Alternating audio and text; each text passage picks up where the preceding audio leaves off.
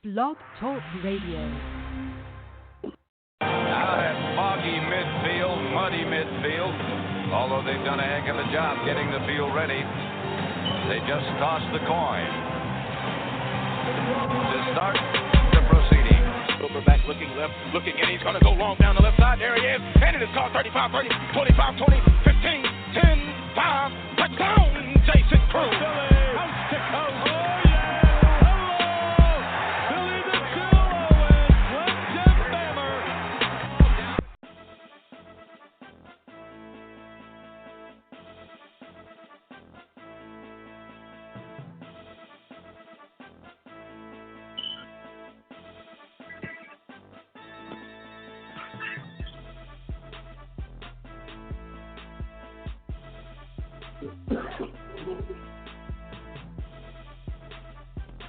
Welcome to NBS Central's Startem Sitem show, hosted by True X, the sports junkie, and J Franchise, where we'll give our weekly fantasy sports predictions and analysis. Now, let's start the show.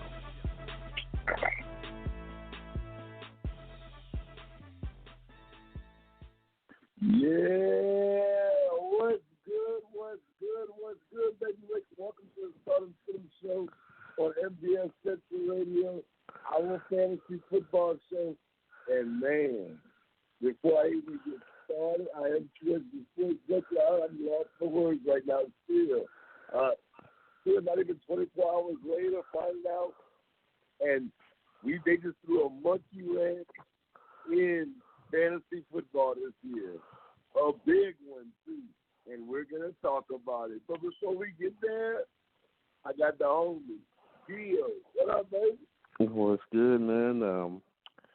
I'm ready for the Startem Sitem show today. Very excited today. And, man, I just want to thank everybody that's been supporting our YouTube channel, man. It's been a huge boost for us. So shout out to everybody that tunes in, that's been tuning into the channels. All the shows are are up to date, from the Startem Sitem show and the MBS show, and we just got more product coming soon for you guys. Definitely. Do we have our other person on the panel right now? We got Big Mike. Looks like he might be replacing Jasper. Replacing Jasper? I don't replace anybody. Man, I'm just, I just come in and do my thing. I'm not replacing anybody. It's just Big Mike on the show, talking some fantasy sports, talking some football. That's what I do. That's who I am, and I'm ready to get it going. Also, shout out to Kia for running that YouTube page. Make sure that everybody, to all our listeners, like and subscribe. That's all we need. Like and subscribe. Thank you for supporting us, as always. Definitely. Well, guys, I had a different show lined up for tonight. Well, today with this morning with you guys. But obviously, we got to shake some things up because what is going on? Andrew Luck has retired. Now, people have taken it. I've been in a league where Andrew Luck is going in the first round with two quarterback lead. Yeah, quarterback lead. And now he retired. I have Andrew Luck on a couple of my teams in fantasy football. Just what do y'all make of it? We're just gonna start with that first. What are we making of this right now? What do we even make of it? I mean, where do you start, man? Where do you start with that? It's unheard of. There's never been a quarterback to retire in the middle of their prime, ever. I mean, there just hasn't been. I mean, maybe even Joe Theismann, after his leg injury, he was still on the end of his career. It wasn't in the middle of it. Same thing with Alex Smith. Alex Smith was getting better every year, but he's had that nasty leg injury, the same one as Theismann, and he's probably going to be forced to retire. I know he hasn't yet, but he might be forced to. Like I said, where do you even start? I mean, you can't fault this man. My thing is he's just too smart for his own good. He's not a meathead that, no disrespect to any football player, any NFL player, any athlete in general, but he's not a jock meathead that just, he can only play football and that's the only way he can make money, and that's why he's doing it for as long as he can, and that's what he's going to do, and just put his body through punishment and punishment and punishment. He's too smart for his own good. He knows the toll that it takes on your body, and it's taken a heavy toll on his body. That's why he had to leave. So he's just too smart for his own good. He's probably invested his money really well, to manage his money really well. He has no need for money anymore. And when your love of the game goes after injury after injury after injury, there's no way that you can step onto the field and be successful as you want to be if your love of the game isn't there. So no fault towards Andrew Luck. Good on him for stepping away when he needed to. Fantasy football implications, though. I mean, I don't think it's bad. It's obvious, it's bad. We don't have Andrew Luck anymore. Andrew Luck was a top 5 fantasy quarterback on everybody's boards, or should have been. T.Y. Hilton, wide receiver 1, he's lower 11, 10 or 8 to 15 range is what people had him ranked at. Marlon Mack, there's those are the top 2 guys. I mean, and then there's the tight ends as well. But those are the 2 main guys on that were drafted highest in fantasy football. T.Y. Hilton and Marlon Mack. Marlon Mack might get a boost now if the Colts want to run the ball a little bit more. But I don't know how successful they can be without Andrew Luck there. Jacoby Brissett will take over. I don't love Jacoby Brissett. He's good. He's a good runner. He had a decent season with the Colts when Andrew Luck was out. He started all season, and he wasn't good. He threw for 3,000 yards just barely and had 13 touchdowns in a full season. I mean, that's just not enough. I like his arm. He has a strong arm. He made some plays during that season, but the numbers were not there at all. This is the best team that he could. This is one of the best teams that he could possibly be on, though, Jacoby Brissett. So maybe that can translate into some numbers. T.Y. Hilton, when Jacoby Brissett was on the field last in 2017, 57 receptions, 966 yards, 4 touchdowns, all career lows. Sorry, not career lows. 2012, he had lower numbers than that. That was his rookie season. So lowest numbers he put up since his rookie season was 2017. So his value goes down now. Simple as that. If you have T.Y. Hilton, I mean, I don't know if we're going to move on to what should owners do with Andrew Hilton. I don't know if we want to, or if you want me to elaborate on that right now. Yeah, you can go ahead. This is the Andrew Luck effect topic. So do that. Yeah. You gotta do it. If you have T.Y. Hilton, I'd say hold on to him, because people are going to try and buy him for low and see what happens. And you don't want to get lowballed. Yeah, there's the chance that he doesn't still stay as the star wide receiver that he is. But that's not going to change his value. It just makes it more set. Right now, there's the chance that T.Y. Hilton is not good, and is not going to be as good as what we expect. He's not going to be a wide receiver 1, or really he's a wide receiver 2. But he's not going to be a 80-catch, 1,200 yard guy. There's a chance for that because there's no Andrew Luck. But that's why people are going to lowball you. But there's a chance that he is as well. So that's why you gotta stay with him, stick with him. Don't take a lowball offer because regardless, if there's a chance, what I'm trying to say is if there's a chance that he could still ball out, you want to retain him. If it turns out that he does, if it turns out, then you've lost nothing. Then okay, go ahead and take the same low ball offers that maybe somebody wants. You might not have those offers anymore though, and to be honest, you don't really need them. There's no T.Y. Hilton will still hold some value. At the very least, will be a wide receiver 3, a flex to put on. But he can still put up wide receiver 2 numbers. So I would not panic and trade him right away because you're not going to get the value. You're not going to get good value out of him. Marlon Mack, I'm very. I don't know. I just don't know with Marlon Mack right now. I don't know what the game plan is going to be for the Colts. If they're going to run the ball more. Marlon Mack never really was going to be too involved in the passing game. He does. I never saw much from him in the passing game last year. They have a better running back in Hines, who was an excellent pass catcher. So in the passing game, I don't see much changing, but he might get a few more touches during the season for Marlon Mack because Andrew Luck is out. He might be more of a focal point. They still have an excellent offensive line. They still have plenty of weapons on the outside and a good defense.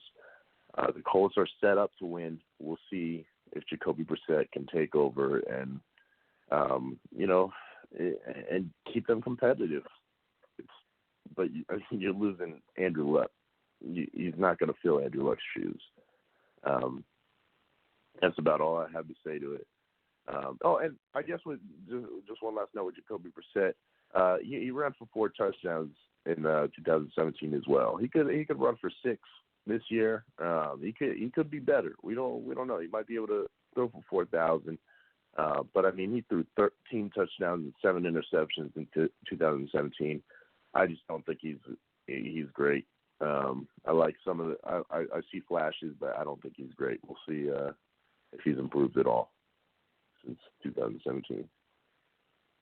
Okay. What you think, the Andrew Luck effect? What's your thoughts on it? What you see in the future? Whatever it is. I was definitely shocked by it, but when the news broke, because I'm associated with a lot of, Facebook groups, and then when I got the news and I put it, a lot of people was like, damn, is this even real? Then the Bleacher Report and ESPN broke the news once again, and then they actually showed it during the Miami and Florida game because we know that college football kicked off last night. So I was like, damn, this is really happening. It shocked me. I was speechless. I got a cousin was a Colts fan. He didn't know what to think. We all know Yvonne. He's a Colts fan. He was, I know he was definitely hurt by it. But you look at Andrew Luck, man. This is the guy that, and the Bay Area, definitely rocks with him because he went to Stanford. They got an actual statue outside the Stanford University of Andrew Luck because him and Harbaugh turned that program around, and him becoming a number 1 overall pick, the hype going into it, he proved that he was worth the hype, going in there, trying to succeed in Peyton Manning's shoes in Indianapolis, in the same manner, just like Aaron Rodgers, what he did, trying to fill in for Brett Favre, and I think people should appreciate that. And you look at Andrew Luck's first 3 seasons, man, he finished 11-5 in the first 3 seasons, and I don't know which year it was. I remember he reached the AFC title game during that year, during that time. A total of 86 starts, man. He was 53-33, made 4 postseason appearances. I felt like he was on the Hall of Fame track. Like guys like True and Yvonne, from the jump, even before he came to Indianapolis as a rookie during the Stanford days, those guys said that, hey, Andrew Luck is a future Hall of Famer. But I think, as much as I hate to say, I think it ends right here because I can't give him that future Hall of Famer now because based off of what happened. And I thought, like, just based off of his size and his talent, I felt like he could play at least 8 to 12 more seasons. And I think from the beginning, especially what the Colts were trying to do, I think they asked too much of him, man. He had the most pass attempts as a rookie. He averaged, I think, 39 during that time as a rookie. And during that same year, he led the league in sacks, a total of 41. And based on average for his entire career, he averaged 38.3 passes a game. And last year, I remember we said it numerous times on the NBA show. It was like, hey, man, Andrew Luck is passing way too much. Like, there was times he was passing the ball like 41, 50 times a game. And he threw a career high, man, on attempts, 639 passes. That's a career high because he came from Stanford, especially a system that was based on the run game, and it was a very balanced offensive system, the way they attacked it. And going to the NFL early, it just put a lot of pressure on him, and they just expected way too much for him based off of what he did. But he had off of a short career, he had a great career, man. He had, threw over 2,300. He had 171 touchdown passes and off of 86 starts, man. I think he was on pace to be one of the most prolific players in history at the position that he's at. But I think it ends, man. These two stats right here. Check out these stats right here. You talked about Andrew Luck passing a lot.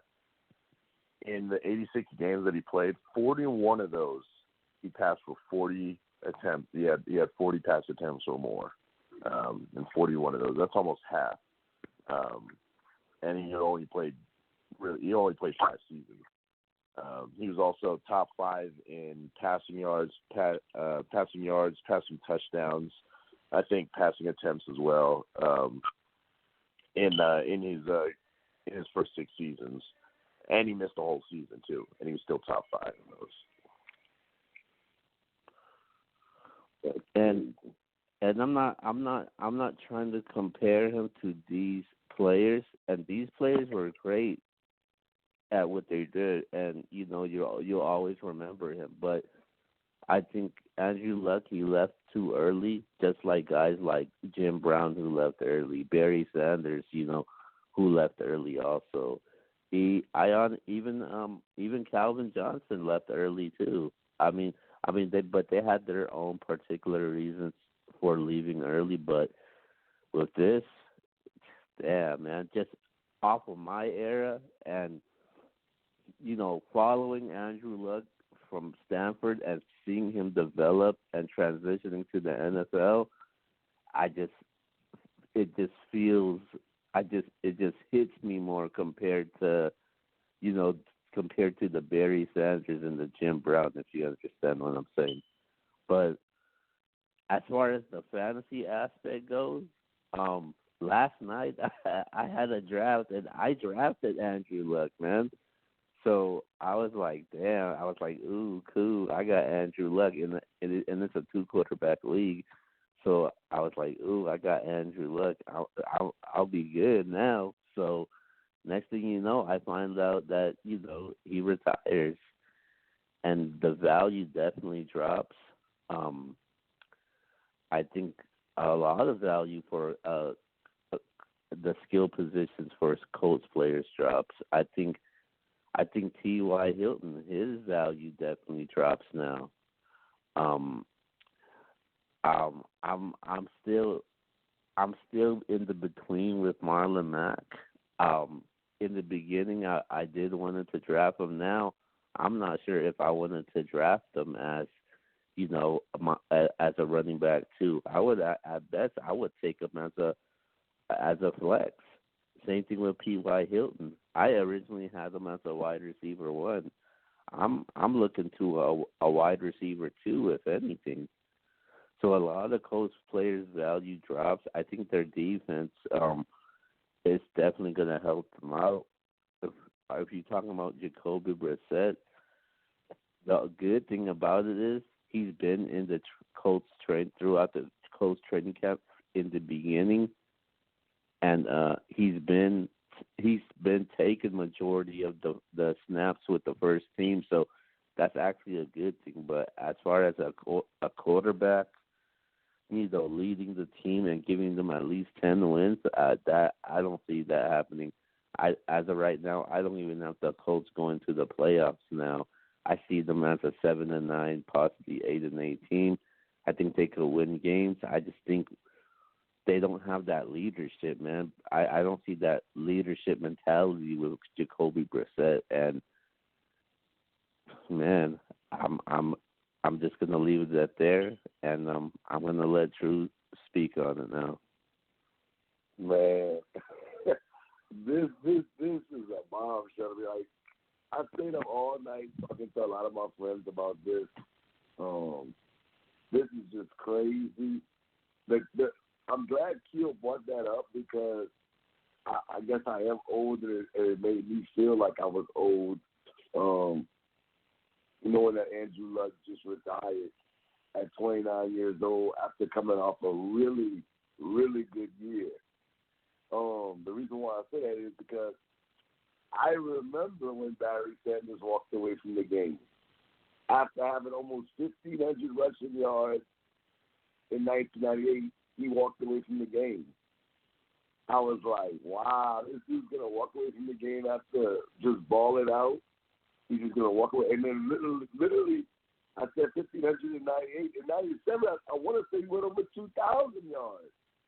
So for Andrew Luck to walk away at this moment, it's like, hey, this is crazy.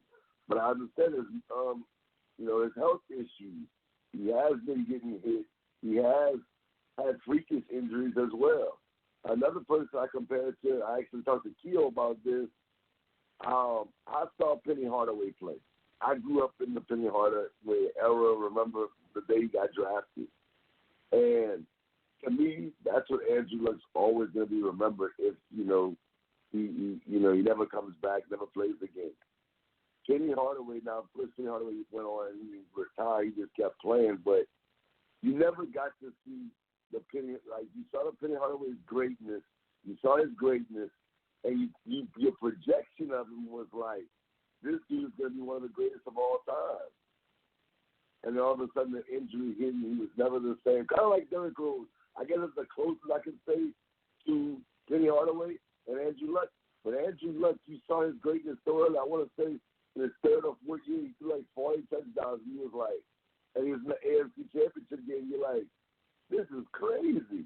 This dude's about to be a superstar. And now you look at it and you're like, what is going on? Dude just coming off of a 39 touchdown season. However many yards he threw for, which was probably like almost 4,500. And he won and he won comeback player of the year also. That's what I'm saying. So he had a monster year last year. And I'm really like, I'm telling y'all, man, like when I tell you I'm dumbfounded by this, I know I'm talking like it because I really am. I'm still in shock. I remember the USC game, and I saw this game, and I'm like, Stanford had to drive down the field late in the game to score, and Andrew Luck threw an interception. And and USC returned the interception. And Andrew Luck marched him right back down the field. Or the game might have been tied or whatnot. And Andrew Luck drove him right back down. Like, that didn't even bother him. And in that moment, I said, I see what the hype's about. This dude is a stud. This dude is going to be the guy. And then when he went on and just beat the hell out of Virginia Tech, I was like, in the bowl game, I said, this dude is the real deal. Like, I've been watching college football for a long time. This dude is going to be a Hall of Famer, bro. I'm telling you. The only person I ever said that about that I was like so big on was Peyton Manning coming out of college. And ironically, he goes to the coach. But this is just, I feel bad for Colts fans, but I want Colts fans to know I didn't like what they did. That booing Andrew Luck, that was weak. The dude obviously is not healthy. The dude has to make a decision based on himself and his family. And y'all got to respect it. I know that y'all was a Super Bowl contender. I get it.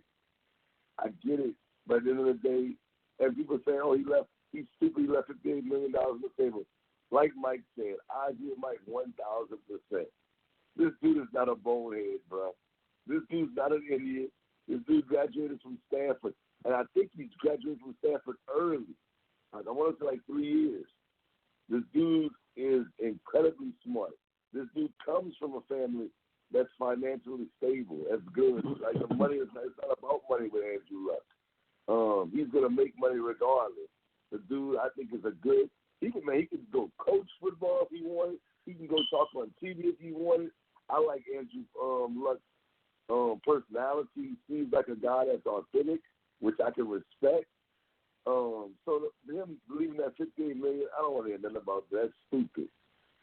But I feel, man, I like Andrew. Like I feel so bad right now. I don't even know where I'm going right now. But as far as fantasy, I'll say this. I don't know what people are talking about. Now, I'm not talking about you guys because you guys are somewhere on the. There's no way. T.Y. Hilton at best is a flex option to me. And I don't even like T.Y. Hilton now. I have T.Y. Hilton in two of my leagues. If y'all want him, please come get him. I'll trade him right now. I don't trust it. I don't want to hear nothing about no Jacoby Brissett. Man, this is not the same. This is terrible. This is terrible news for the Colts as far as their Super Bowl chances. Q just said 7-9, 8-8. No, I don't believe that. I think they're like right there now with the Raiders for maybe the first pick in the draft. I think it's all bad. And you know what's scary about this situation is, now this team could either rally around Jacoby Brissett, but you got to think about that mentality in their, that mental check in their head saying, we were a Super Bowl contender. Now, we don't believe in Jacoby Brissett can take us there, but you can have guys mentally checking out on this team now. Now, they may rally, but they can have a mental breakdown. I'm not saying breakdown like in a sense of life, but I'm just saying just mentally check out. I don't like nobody on the coach. Marlon Mack is the one guy that is interested. I would agree with Mike on that because they may try to run him a little bit more. Jacoby Brissett may drop down some little dump downs to him. So if you're in a PPR league, Marlon Mack may be a good pickup. But outside of Marlon Mack, everybody. Andrew Luck had you wanting to draft Eric Ebron, Jack Doyle, T.Y. Hilton, Devin Funchess. I heard some people talking about drafting Paris Campbell. I think I actually had Paris Campbell in one league. With Jacoby Brissett, the only person I would even take a chance on is Marlon Mack. Everybody else is out the window for me. Mike, one of the stats for Jacoby Brissett when he started the entire year, 13. I think he said 13 touchdowns. Are you kidding me? 13 touchdowns. Man, come on, bro. There's no way I'm rocking with any Indianapolis player outside of Marlon Mack. And even Marlon Mack, like Keel said, is a flex play because it's just too risky. And then all my people are texting me right now because I got some people actually texting me at this very moment talking about the coach should trade for Eli Manning. Are you kidding me? Are you kidding me? Boy, don't bring up Eli Manning to me. That ain't going to make it any better. I wouldn't want the coach president to have Eli Manning. That is not the way. You might as well roll with Jacoby Brissett. Trade for Eli Manning for what? To say that you had Peyton Manning and Eli Manning at one time? That's just absolutely ludicrous if they trade for Eli Manning. That's not going to get them to the Super Bowl. Colts fans, I feel bad for you, but I have to be honest with you. It's going to be a long, long season because y'all in a division where I think all three teams are better than y'all without Andrew Luck, and it's going to be tough this year. But Andrew Luck, man, I wish you the best, my man, in your future endeavors, and I hope you get healthy. I really hope you do come back. I did see your press conference, and they asked him, is there any chance that you'll come back? And he said, I can't predict the future. So he left the door open. He left the door open for the comeback. But he definitely has to get healthy. And I do think he played his last game in Indianapolis. So, but that's crazy, guys. Anything y'all want to say about Andrew Luck before we keep going? You say Eli Manning. You say Eli Manning should be who they trade for. That's interesting. That's an interesting one. Jameis Winston would be a good one. I saw that in our group chat, and that was suggested. But I feel like the Bucs want Jameis Winston. They want him on the team. They're not really shopping him unless the Colts really send something out there for him. But I don't see them shelling out a lot for him. There's no reason to. He's on a last year of his contract. They'd have to pay him big money. No guarantee that he's actually a franchise quarterback. So I think they're just going to leave him as the Bucs problem. Eli Manning might not be bad. I mean, that's a really damn good team. I mean, that'd be a really good team for Eli to throw with. I'm gonna lie, and Eli Manning wasn't terrible last year. He still threw for over 4,000 yards, well over 4,000 yards, 20-something touchdowns. It wasn't terrible.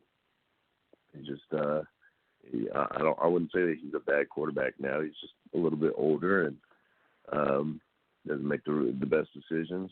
And he also has a bad offensive line. So what could he do with a good offensive line? Yeah, that's about it I have on that though. For solutions for the Colts. I'll say this, Mike. I get what you said, and I actually agree with that. That last statement when you said that Eli Manning, you go from playing with a bad offensive line to a good offensive line, which that would help him. There's no doubt about it. That's fact. Here's my issue. Why would not trade for Eli Manning right now? Eli Manning is getting up there in age. That's one. Two, it is August 25th. What am I trading for? Eli Manning's not about to take us to the Super Bowl. He has no chemistry with none of these guys. He's never seen their playbook. He's going to come in. It's going to take him at least a couple of months to get, acclimated to the offense and to the players. And that's I said at least a month. I mean, let's be honest. These guys are not going to have chemistry like that. Not right off the back, anyway. I just don't see it.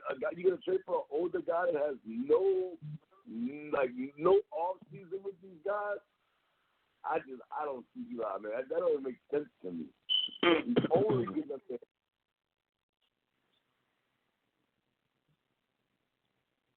I'm sorry, I thought you had said something. Anybody said something?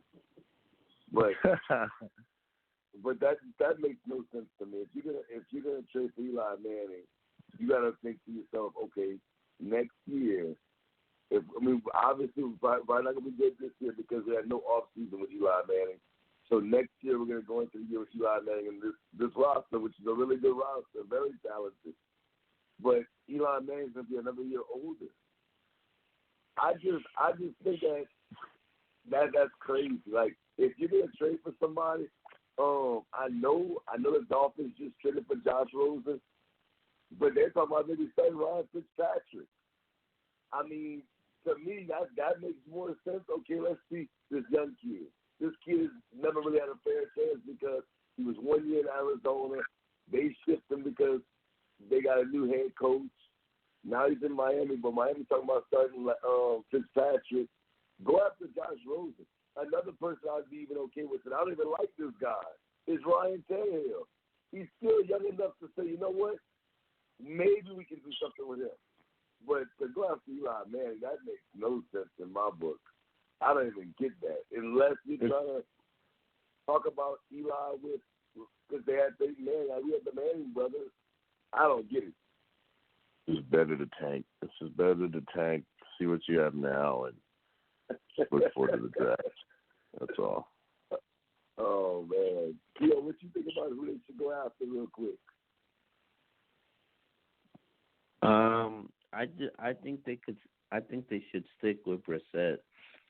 One thing about the Colts is I think they're looking for something that's a long-term investment because they need somebody that could fit, that culture, that organization, and you look at the guys that was there, Andrew Luck and Peyton Manning, those are long-term investments, and I think they're not looking for something that they could fix now. I think they're looking for something that they could build on moving forward, and I don't think those guys like Jameis Winston or what's his name, or Eli Manning is the resolution right now to solve the problem. And I think they could possibly wait in the draft of going after a quarterback that could be available. And I don't think they're going to go after a quarterback at free agency because I don't see any of those quarterbacks as far as free agency goes that could fit into that Colts system and culture. Because I know Winston, he's going to be a free agent. I know Mariota's going to be a free agent. A couple guys that I heard that's on the trading block, guys like Andy Dalton, Derek Carr, Matthew Stafford. I just don't see them as, that fits that model for that Colts culture and moving forward for their future. And I just think they're going to go after somebody in the draft. Okay. And I just didn't like. I just wanted to throw this in there back to Andrew Luck. I didn't like the fact that the Colts fans booed Andrew Luck as he was leaving when the news broke out. I thought that wasn't right. That was wrong. I understand. It's 2 weeks before the season. People had them as contenders, and then he dropped the bombshell and they booed him, man. This dude invested a lot of time, put his blood and sweat and tears for this organization, and for them to boo them, come on, man. I think they got to be a little understandable than that and understand where he's coming from and put themselves in Andrew Luck's shoes. The dude just came back from a major surgery, came back, had an impressive season, one comeback of the year. I mean, what more do you want? Took your team to the playoffs too. I mean, what more do you want, man? But then you want to go boo him, because he wants to make a decision that betters himself in life. So I thought that wasn't right. I thought it was uncalled for. So I think Colts fans should be ashamed of themselves for even doing that. Okay, definitely. I agree with that 1,000%. I forgot to mention this, and I just want to get y'all guys' feel on this. because I do think this is one scenario where I would definitely, this could be a win for the Colts in a sense, but not as far as them winning games. But my friend brought it up. What do y'all think if they sign Colin Kaepernick? Oh. Like I said, I think the Colts are just going to ride with what they have and wait for the NFL draft to find a new quarterback. I don't think they're going to look for temporary solutions or anything on the free agent or trading block. What do you think, Kia, about that? As far as Colin Kaepernick goes? Yeah. You know, that's funny you brought it up because last night Jasper actually gave me a call and he was like, "Hey man, I think the Colts should go after Colin Kaepernick." And I felt like, you know, it could be one bombshell to another bombshell, but I just feel like I wouldn't be surprised if that happened though. But I just don't see it happening, man. I just don't think with the Colts, you know, they're emotionally damaged right now, and I don't think right now, you know, they don't need one distraction from another distraction. They're 2 weeks away from the season, and obviously, you know, Colin Kaepernick, if he does, he got to learn the playbook, you know. He got to make sure he's in football condition. He got to learn to know the personnel, the chemistry. I mean, so I think it's going to be tough, but I wouldn't. It wouldn't be too far fetched though. I definitely wouldn't be surprised. But I'm rolling with Jacoby Brissett because, you know, he's familiar with those players there. He knows, and, you know, he gets along well with Frank Reich. He has chemistry with those players, and he's been there from the jump of training camp, and he's taken majority of the snaps with the first team, been in the preseason games, but, not, you know, for a couple of series. So I would roll with Brissett, though. But I wouldn't be surprised if you know, the Colts did go after Kaepernick. Okay, and let me just say this. I think it would be a genius move if they went after Colin Kaepernick. Now, I'm not sitting here saying that they would win more games or anything like that, but Jim Irsay has to think to himself. We just lost Andrew Luck. Our season is pretty much in shambles right now. People are, they're going to go to the game, but it's not going to be sold out, I don't believe, that's like, okay, let's just say like Drew Brees got hurt. I can tell you in New Orleans, people would go to games, but it wouldn't be sold out like it would be if Drew Brees was there this entire season. This dude is gone. Andrew Luck, this team is going to be bad, in my opinion. Unless they start winning, they're going to be bad, and people's not going to, there's no hype around them. Like, it's just Jacoby Brissett. But from a business standpoint, or as far as a financial gain, and I'm not sitting here saying that there's still a business. If they sign Colin Kaepernick, the game's going to be sold out. From now, I don't care if it's a road game. I don't care if it's a home game. I don't even care if he's the starting quarterback. If they sign Colin Kaepernick, they are going to sell out every single game that they have. If they sign Colin Kaepernick's jersey sales will go through the roof. I am telling y'all, there's a lot of people that's going to root for the Colts outside of Indianapolis. Now, there's going to be some people that don't like, obviously, when you have good, you have bad as well. But from a business standpoint, this move makes all the sense in the world. And you never have to, I'm not going to say you never have to plan, but if Jacoby Brissett is doing good, because you can obviously roll with him going into the season, because like we just said, Kaepernick got to learn the playbook and whatnot, so you roll with Brissett. But if Brissett is winning, you can stick with him. But if he's losing it and you have him to lose, you can put Cap in because people are going to want to see Colin Kaepernick. I think that is like a genius move on a business standpoint. I think we can help the Colts organization in a sense. And if he doesn't win, you can say, you know what, we gave him a shot.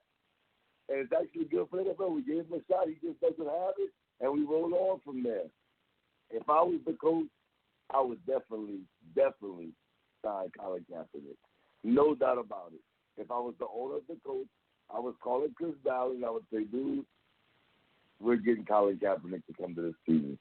It makes too much sense.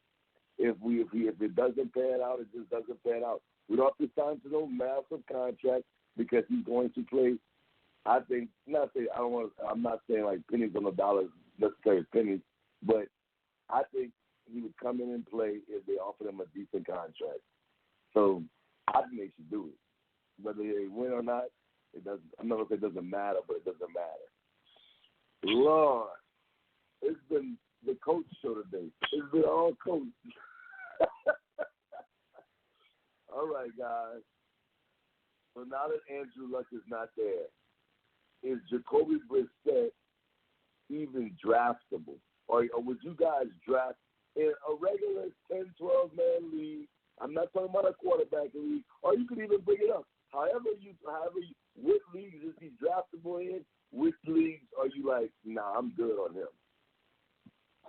The man threw 13 touchdown passes in a full season. No, he's not. Show me something first. I will. No shares of that. Nobody better be. He better not be drafted at all. He shouldn't even be picked up yet. There's just no point unless you're in a quarterback league, a 2-quarterback league. There's no reason to have Jacoby Brissett on your roster.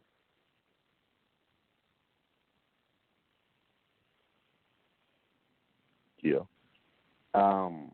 No, man.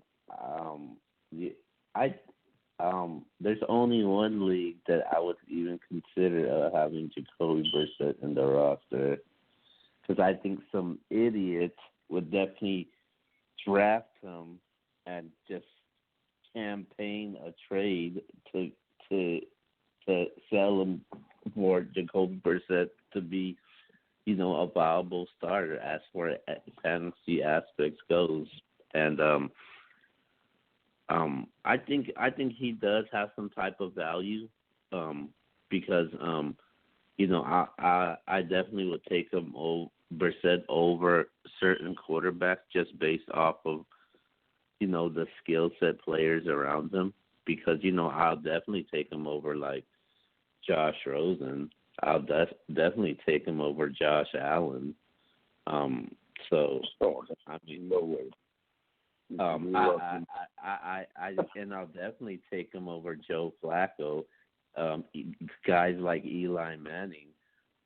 So Brissett does have some value. Would I go after him? No. But if I'm in an auction league and you're saying, oh, would you spend $1 on him? Hell yeah, I'll spend $1 on him. But I think his value stays the same, and I don't think his stock has risen up. Just based, I just want to see what happens in week 1 and how they manage. Brissett and how they call the plays for Brissett. So we'll see. But as of right now, I got no interest in taking Brissett, so I'll just leave it at that. Okay, so he's not even draftable to me. Like, I don't even see, like, why would I pick that dude up, bro? It makes no sense. Not saying that the dude can't throw for 15 touchdowns this year, but come on, man. 15 touchdowns? Come on, man. Stop playing with me, man. Now, 2-quarterback league, of course I'll pick him up in that, because especially like last night's league, there's 14 teams. You start 2 quarterbacks. If you got him on your bench, he's obviously a little bit valuable. Somebody actually drafted him last night, and that was before the Andrew Luck news. That's crazy, though. But I totally disagree with you on that, Keo. What? Man, there's no way I'm taking that dude over. You said Joe Flacco. Man, I'm taking Joe Flacco over that dude. I'm taking Eli Manning over that dude. And you know how I feel about Eli Manning. So for me to say I'm gonna take Eli Manning over him, that's bad. And Josh Rosen, that's a different thing because I don't know what the Dolphins are doing, but definitely not Josh Allen. There's no way in the world I'm taking that dude over Josh Allen. No way in this world. We know Josh Allen is the man in Buffalo. Josh Allen, to me, he can run the football. He's a big kid. No, Jacoby Brissett can lose his job at any moment. And so, no, there's no way. There's no way I'm going over Jacoby Brissett. One thing I'm gonna do is I'm gonna give him the benefit of the doubt. I'm not just gonna say he can't do it because obviously he's filling in some big shoes with Andrew Luck, and that's a lot of pressure. And I just hope the Colts don't ask him for too much. But I'm not gonna write him off just like that. I mean, obviously, if they name him the starter, and they could go different directions with this, they must see something in him. So I'm not writing him off like that, and I think he's gonna go in there with a chip on his back, and people are underestimating him right now. I'm not gonna say he's gonna put out, have a stat stuffing type of season, but I think he'll be a mediocre quarterback. If you're asking me to take a bet between Eli Manning and Josh Allen, I'm taking Jacoby Brissett just based off of the skill set players around them right now over the skill set players that you have down and compared to with Miami, with New York.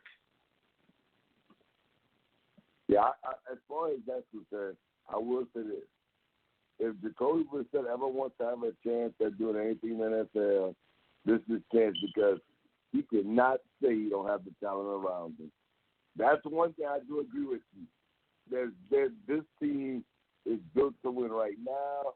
They have talent everywhere. These guys, they have good receivers. They got a number one receiver. They got two good tight ends, good running back, good defense. He got to prove it this year. If he doesn't do that, then man, oh man. Okay, and we're just gonna stick with the coach. Because I want people to know, like, okay, what round or how much money or when do you take? Even though I said flex option, when do you take T.Y. Hilton right now on the draft?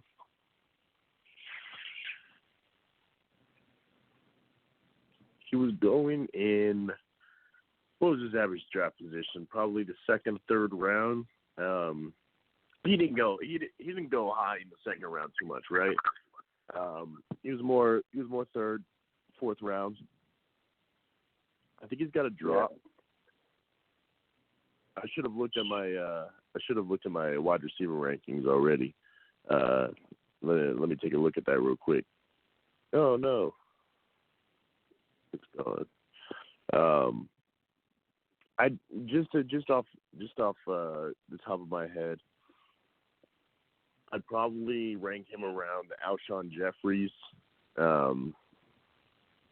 He had 60 catches for 966 yards the last time.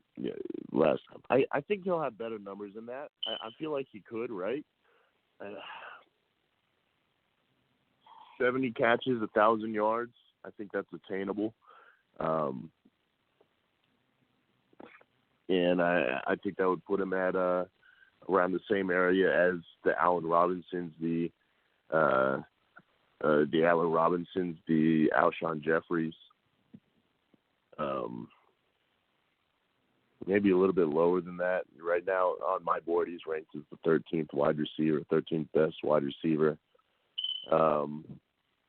I'd probably have to drop him down around Tyler Boyd, honestly. Tyler Boyd is my 26th wide receiver. So I think I would drop him around that 25 range and take him in the Tyler Boyd range. What do you guys say? Okay. Yeah, that's about right. Yeah, that's about right. That's I like that. I definitely like that range. But yeah, his value, it has definitely dropped. Because he was to some people's eyes, he was considered like that, that second tier of wide receivers, and now, he's not, man. And it definitely hurts. It definitely hurts his status now because I think he was ahead of guys like Stephon Diggs, Kenny Galladay, even Julian Edelman and Jarvis Landry, Brandon Cooks also, and you mentioned Alshon Jeffrey. Now he's below those guys, man, and I think his value definitely dropped. And I think fantasy owners, are going to be, a little bit skeptical of taking him just based off of obviously Brissett's throwing him the ball. But I think he still has some value. But, for me, I'm trading him. I'm trading him while his value right now is somewhat high. But I'm definitely trying to move him as of right now. And as far as auction draft goes, I wouldn't even spend more than $25 on him. I think if you get him less than that, I think it would be a steal. But over like $30, I think that's overpaying for T.Y. Hilton. Wow. That I was okay with y'all with everything that you said into that last point. I can see the Tyler Boyd comparison where he dropped to where Tyler Boyd was at. Because I thought he was a wide receiver one. I said now he's more of a flex option. But for me, a flex option, I'm not spending $25 on that dude. There's no way I'm spending $25. Are you kidding me? T.Y. Hilton now, to me, at best is $10 in an auction draft. That is in a deep. Are you in a deep league team too? Man, let me tell you, we are about to do an NBA draft. Everybody out there, I will promise you, I would not take T.Y. Hilton if he's more than $10. And I'm not. Matter of fact, scratch what I just said. I will promise you, I don't draft T.Y. Hilton. I will promise you, I will not bid on T.Y. Hilton unless I can drop the price. No, I won't even take that chance because knowing them, they'll try to drop the price and then just make me end up having T.Y. Hilton. When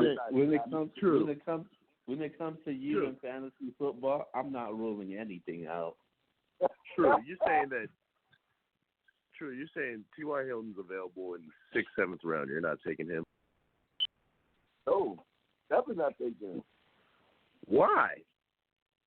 Because okay, let me say this. That's great value. Well, let me say this. Right now, I'm thinking about you guys going after that. I'm not talking about like the 6th round. Man, I'd rather have Demaryius Thomas than T.Y. Hilton. And Demaryius Thomas is going like in way later round. Demaryius Thomas isn't even getting drafted in some leagues. What do you mean, dog? That makes no sense. Exactly. And I would take Demaryius Thomas over T.Y. Hilton. That's but why? He's still a guaranteed 900 yards. I disagree. I totally disagree with that. I think T.Y. Hilton, I just told y'all, mentally, T.Y. Hilton, if you watch, I don't know if y'all guys watched the press conference with Andrew Luck said he was retiring. He mentioned T.Y. Hilton, and he said T.Y. Hilton is basically like his best friend when it came to like football. I mean, he said a whole bunch of things about T.Y. Hilton. They had a really close connection. If anybody if anybody's like mentally disturbed right now about this situation, it's T.Y. Hilton. T.Y. Hilton may literally check out this season. There's no way I'm drafting T.Y. Hilton. I mean, I just don't see it. And moving forward, because I know there's people like Mike right now, and there's no shade to you, Mike, because I respect you. There's going to be people like Mike that's going to take T.Y. Hilton in the 6th round, and I'm okay with that because I'm not. Go ahead and take him. And if you take him in the fantasy draft for, like Keel said, $25, I hope that you and Mike, Keel, y'all are going back and forth and going up to $25. Please, by all means, don't let me hold you back. Draft him for $25. I'm saying I'm not drafting him because it's too much of a gamble. In fantasy football, that is how I draft. Who is the most sure thing? And he's got a sure thing. I'm not drafting. I'm not giving him $25. I'm not giving him $25. No, that's too much for the value. And 6th round, that is too high as well. But 7th, 8th round, I don't think that's bad at all. That's wide receiver 3 numbers, wide receiver 2 numbers. You can get that late. 7th, if he's like 7th, 8th round, he's sitting on your bench. Yeah, if he's my flex play, I'm cool. But okay, like for instance, I'm gonna show you what I mean. Okay, so let's just say I'm in the 8th round, and I got a pretty good team, right? Let's just say I got 2 good receivers, 2 good running backs, a quarterback, a good tight end. So I'm in the 8th round. You already have a quarterback, and you're in the 8th round. You don't have a good team, dog. That's not true. That's totally not true. I'm a late quarterback drafter. You know how I am. Go ahead. Okay, so let's just say that you have a good team, and I have a quarterback, 2 running backs, 2 receivers, and a tight end. So that's 6 players I have right there on the spot. So now let's just say I have another player. Let's say I have a flex. If I'm in the 8th round, and I already have my team filled out, I guarantee you I am taking the Chicago Bears defense over T.Y. Hilton. And that's on everything. I mean, yeah. Okay. I mean, that makes sense. So it's not bad. So, I mean, so I got the defense. What I'm saying is I'm getting a defense over T.Y. Hilton. That's not good in fantasy. That's bad if you get the defense drafted before you. Like, that's bad. If somebody gets passed up on you in a dude that was literally a wide receiver number 1, and now the people are drafting defenses over you. So there's no way I'm drafting the Bears defense if who's on the board. Okay, for instance, we just did a draft yesterday. There's no way I'm drafting the Bears defense with Allen Robinson on the board. That's stupid. I like Allen Robinson way more than T.Y. Hilton. And he only had 900 yards last year. I don't even think he had 900 yards last year.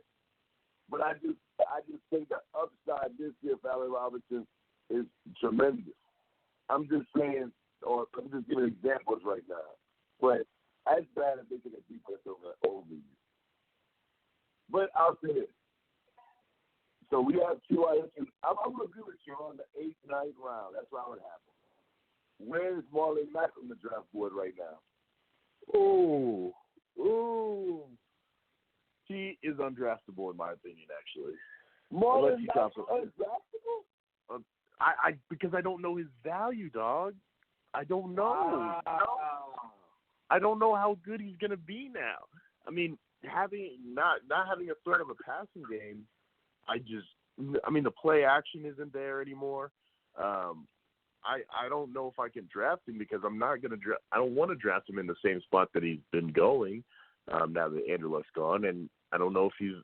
It's not because I don't think he'll be good. I just don't know how good he's going to be now. I don't know the value anymore, dog. This one is really difficult because of the fact that he's not a huge threat in the passing game. So now I just don't know. Before I knew that he would be the main back, at least for the first 2 downs. He'd at least be the 2 down back. possibly in on third downs. He would be the main guy. Andrew Luck is your quarterback, so a lot of pressure off. But now Jacoby Brissett is your quarterback, and so they'll key on the running game a little bit more because Marlon Mack is more of a threat than Jacoby Brissett. Simple as that.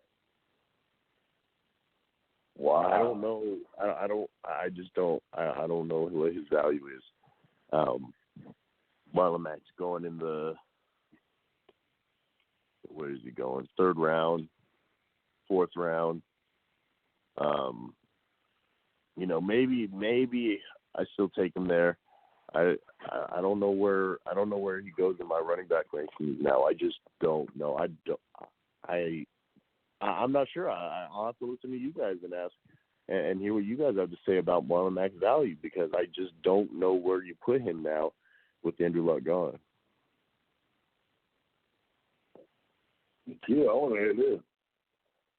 I think his value dropped in around the mid-4th round,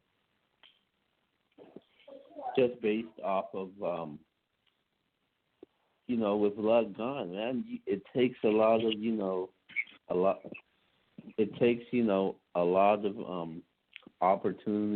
opportunities away from certain players, like guys like you mentioned, T.Y. Hilton, Paris Campbell, Devin Funchess,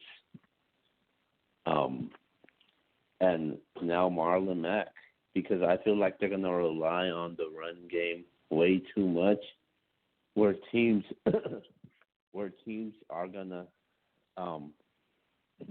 stack the box against them, and they're gonna dare Jacoby Brissett to throw the ball, and I just feel like I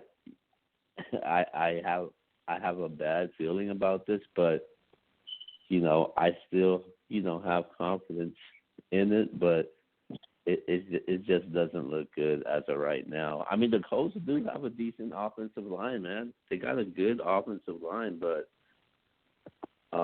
as far as Marlon Mack's value, it has definitely dropped, and I'm not spending more than $10 on him in an auction draft. I'm like completely dumbfounded right now by you guys.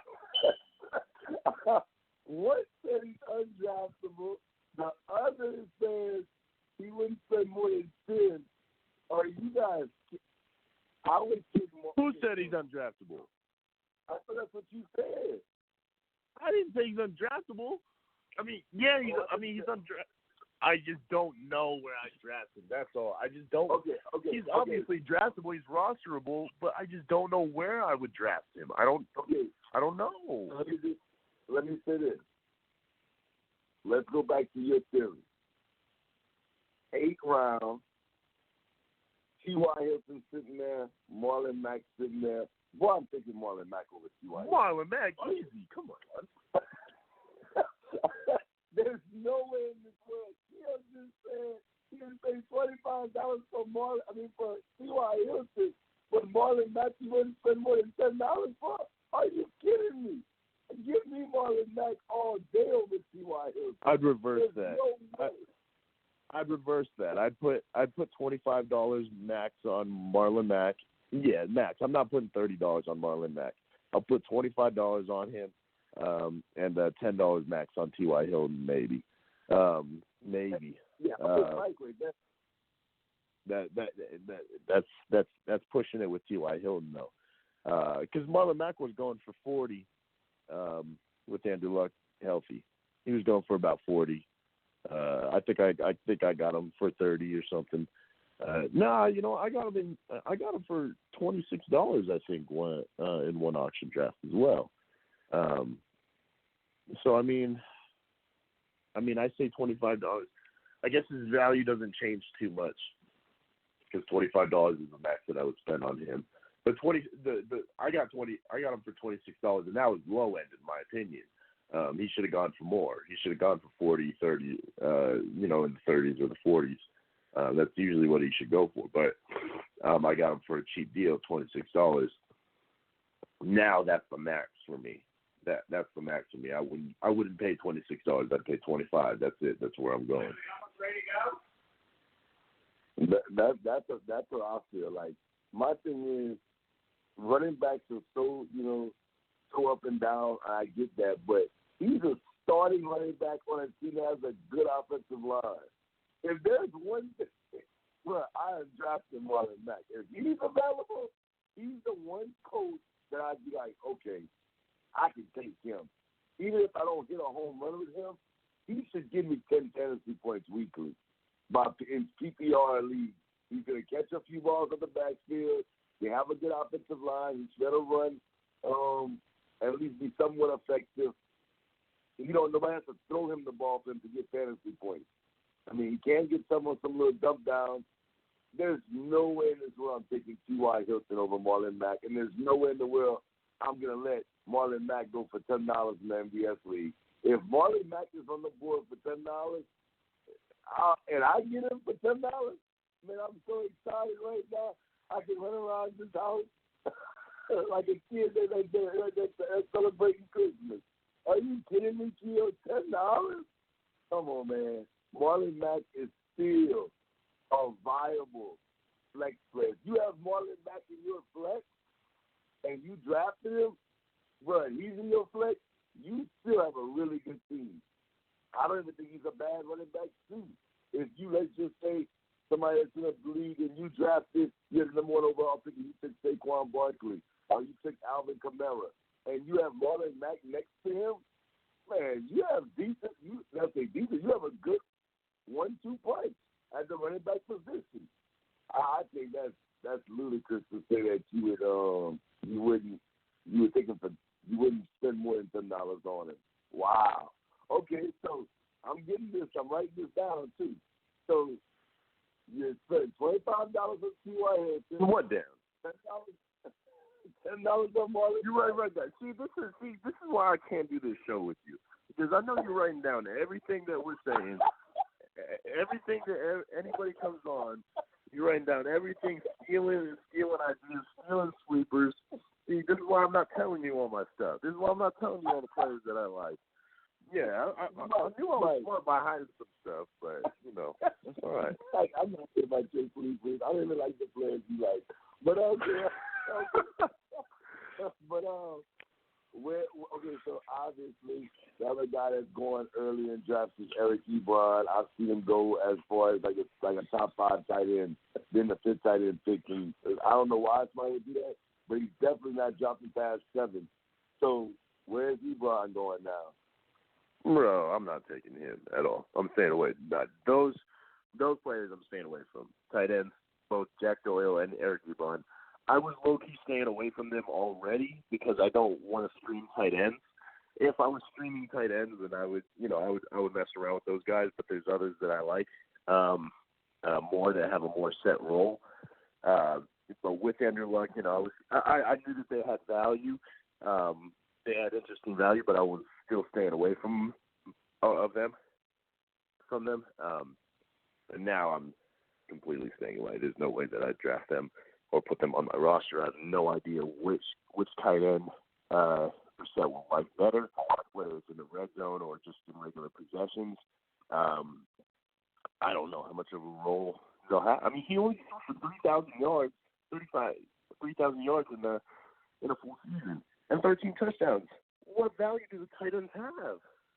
They're not draftable, in my opinion. Those guys are not draftable. That I will say. They're not draftable anymore. Maybe late round.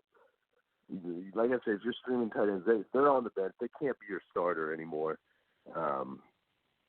They just can't be. It's a very weak class of tight ends. That I will tell you. His value has definitely dropped. He'll be in the waiver wire as fast as you'll know it.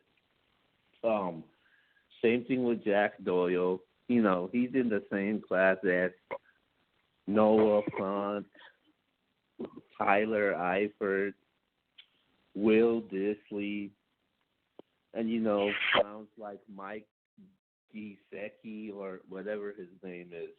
But that's where I'm putting Eric Ebron, because Eric Ebron was pretty much towards the end of his career when he was with Detroit. Then when he came to the Colts, Andrew Luck rejuvenated his career. So this is the end, man. Well, you better play the waiver wire if you're looking for Doyle or Ebron. I ain't spending no more than $1 on these guys because I'll get them in the waiver wire. Now both of them actually. I'm with y'all on this. This is something that it's not even dollars. Exactly what Keel's at, backup tight end. Could you take a flyer on them late in the draft? Yeah, of course you can if that's what you want. And I'm not even gonna name the rest of the guys. Devin Funchess, all of these guys now. The rest of the offense, it's the only two draftable guys that you. I'm gonna say draftable, obviously like top 8 rounds is T.Y. Hilton, excuse me, and Marlon Mack. Everybody else, even their quarterback Jacoby Brissett, dollar worthy or let them hit the waiver wire because it's just not worth it. It's just not worth it. None of these guys, Parrish Campbell, man. I know Keel and I was talking about this. Some people had him as the rookie of the year, surprisingly. I just don't see it. Nobody on this roster is worth drafting no more. Or if you do draft them, it should be no more for them for $1. So that's where I see it. Do y'all guys think anybody else is drafted more on this team outside of the two guys that we named?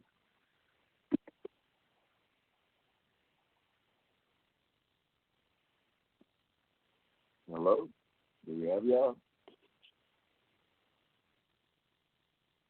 I don't know what happened. I think we might have lost him. Keo?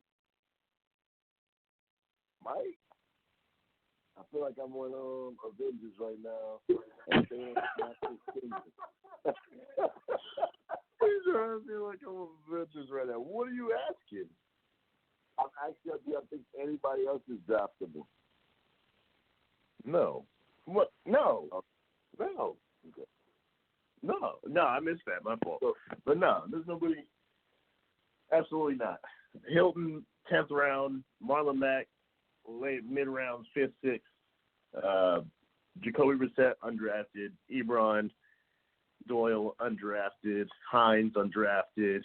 Campbell, undrafted. Funchess, never draft. Yeah. That's about it. Their defense, maybe.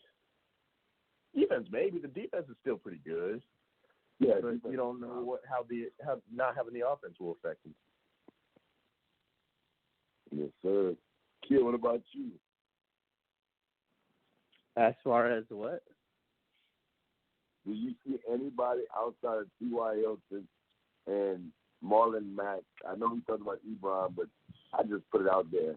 It don't pay for us to go through everybody. Do you think anybody else is draftable? Or let's just say worth more than $1 in a draft on their team? As far as the Colts players? Yeah. No. I think their rate pretty much stays at the same. Okay.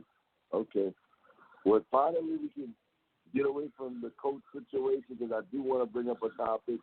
We're getting late in this thing, and I actually just posted on social media. Okay, so we're on August 25th right now, and I'm going to talk about it. We have another topic after this, but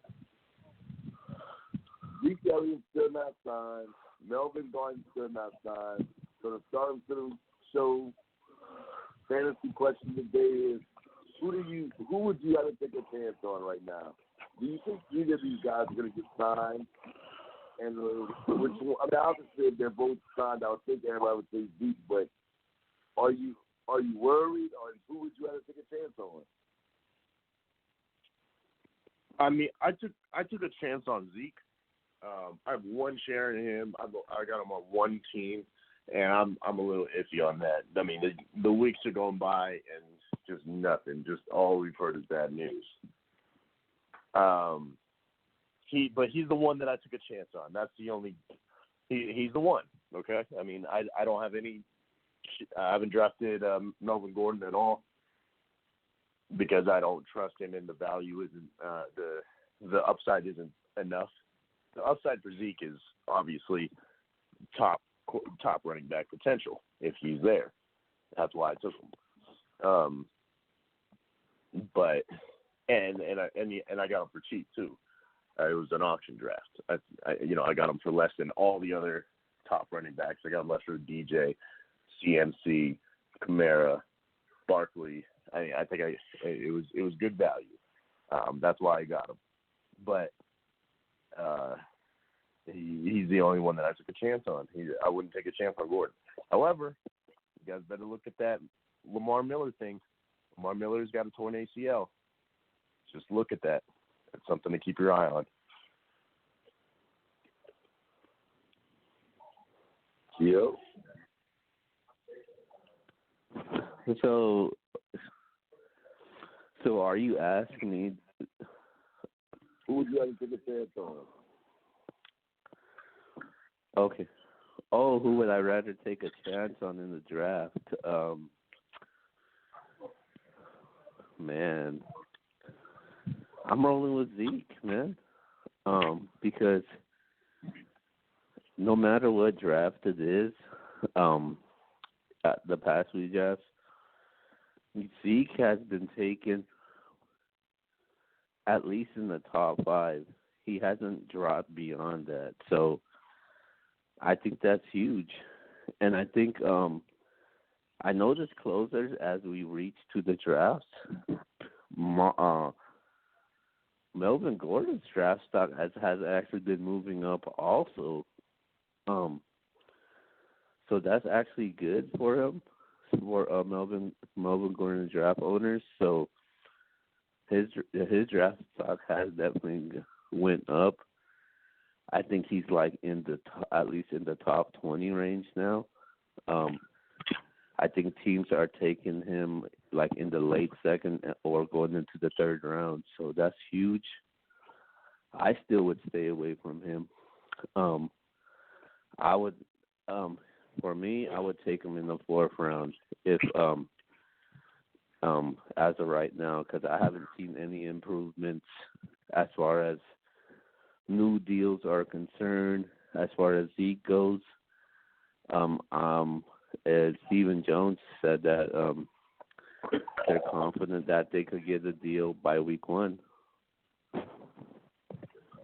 Okay. I would definitely. I posted the question just because I said before one of them signed, I would rather have Zeke. Now, I will say this. Let's throw a monkey wrench in it. I like what Mike said. And we're about to talk about that situation in a second as the last topic. But if Melvin Gordon got traded to Houston, then what? Who would you rather have then?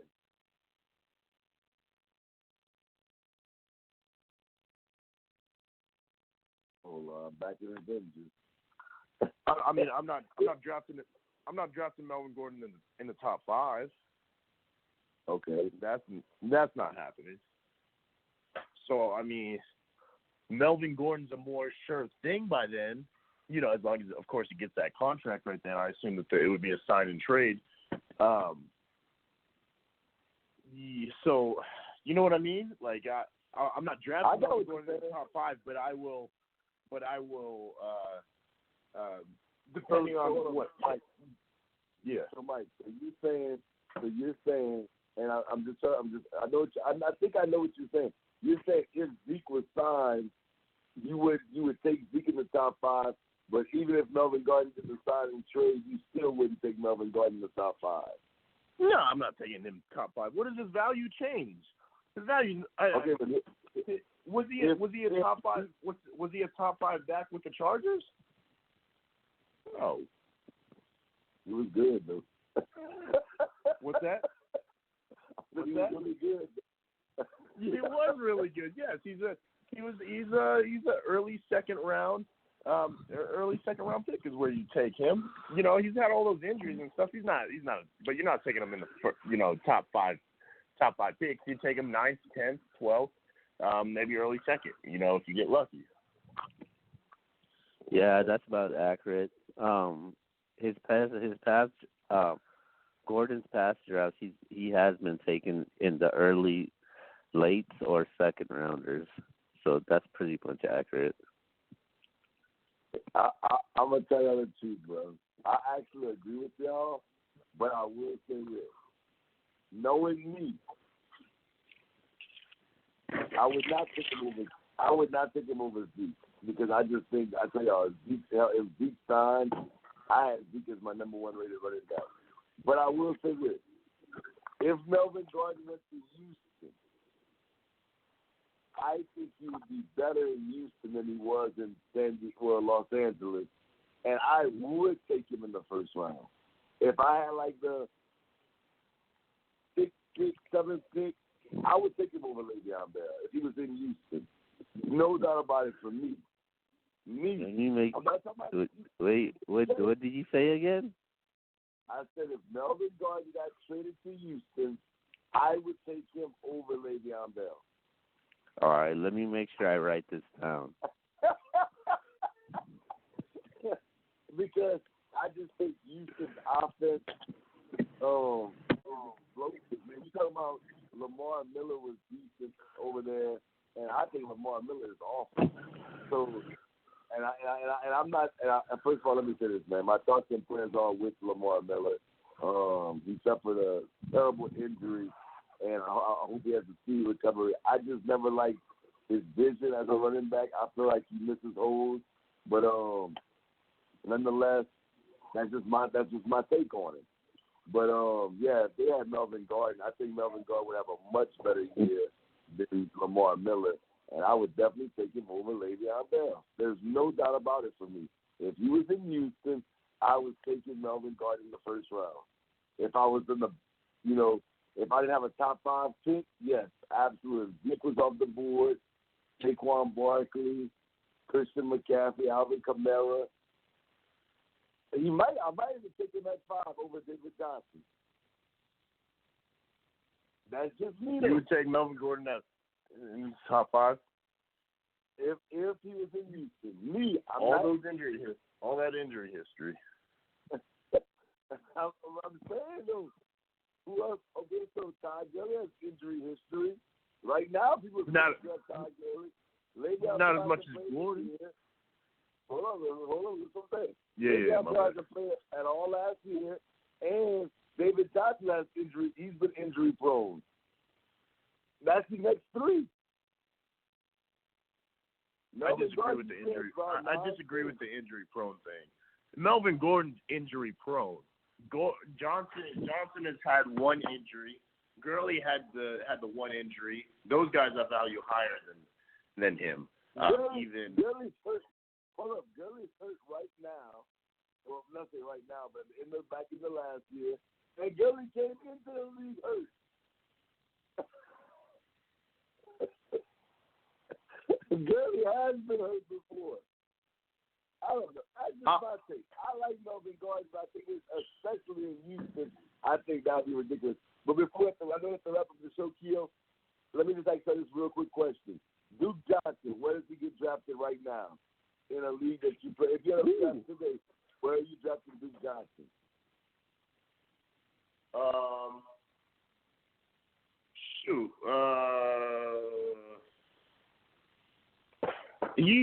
What is he getting drafted now? What is he getting drafted now? 10th, 12th rounds? I'd say. Yeah. I'd say. He's the starting running back right now. I'd take him 8 to 10 range. I'd like that. I'd like to get him there. He might go higher than that. If he's going higher than that, I don't want him. Keo? What's the question you're asking? Where would you take Duke Johnson right now in the draft? Who? Duke Johnson. Oh, Duke Johnson. I actually would have him in the the 7th round. I think he could be a really good flex player, though, especially the way, as much as Deshaun Watson throws the ball. And, I don't know if Will Fuller, if he's going to be fully healthy for this season because he tends to get injured a lot. But I think Watson's going to be utilizing him a lot, not just in the backfield, but even, off of screen plays also. So I think he would be a great option. Okay. I'm with you and Mike. I like Duke Johnson. I think that there's a chance that they don't even go after Melvin Gordon. They may go after him, but I like Duke Johnson in this offense. He can catch the ball at the backfield. I think him next to Deshaun Watson is going to be nice. I would actually definitely draft him in those mid-rounds. Definitely take a chance on him. I think that he's around where Marlon Mackey is for me. If they're both on the board, I'm thinking about who am I going with at this point. If the season starts, like let's say the MBS League is coming up, then we don't have to draft into the first. If both of them are on the board and I need to fill up my flex spot, I'm thinking to myself, okay, I'm cool with either guy right now. I like both of them. If we wasn't doing auction, it was a snake draft, and I had to pick between one of them, I don't know who I'd pick. I'd probably flip a coin and be like, okay, I'll take either guy. I would probably lean, if you absolutely put my feet to the fire, who am I leaning towards? And it was that late, September 1st, and Melvin Gordon wasn't traded there yet, I would probably lean towards Duke Johnson, only because I like the offense that much better, and I think that Deshaun Watson being back there with him, with DeAndre Hopkins, with Will Fuller, I would go with Duke Johnson. So I like Duke Johnson. I think people should definitely have him on their radar right now, and they should consider drafting him in the mid-round. But with that being said, y'all, I know it's been the Colts special because Andrew Luck threw a big old monkey wrench in everybody's plans for the show today and everybody's plans in fantasy. But let's get to our shout-outs, y'all. All right, I'll do the shout-outs first. Yeah, man, I just want to wish Andrew Luck, the best for the rest of his future, and hopefully he enjoys life after football. And shout out to, Mike, True, obviously, and the rest of the squad that wasn't able to make it tonight. But besides that, continue in supporting the YouTube channel. The subscribers have been going up ever since we watched this. So shout out to you guys, man. But besides that, we'll see you on Tuesday on the MBS show.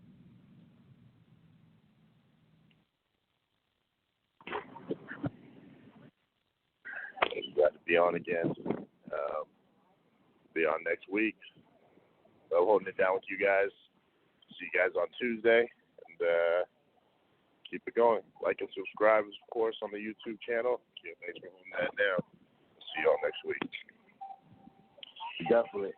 I do want to say shout out to these two guys, but I always mess with them, but they do have good insight. It's always cool to see everybody else's perspective from yours and how people view different things, but that's fantasy.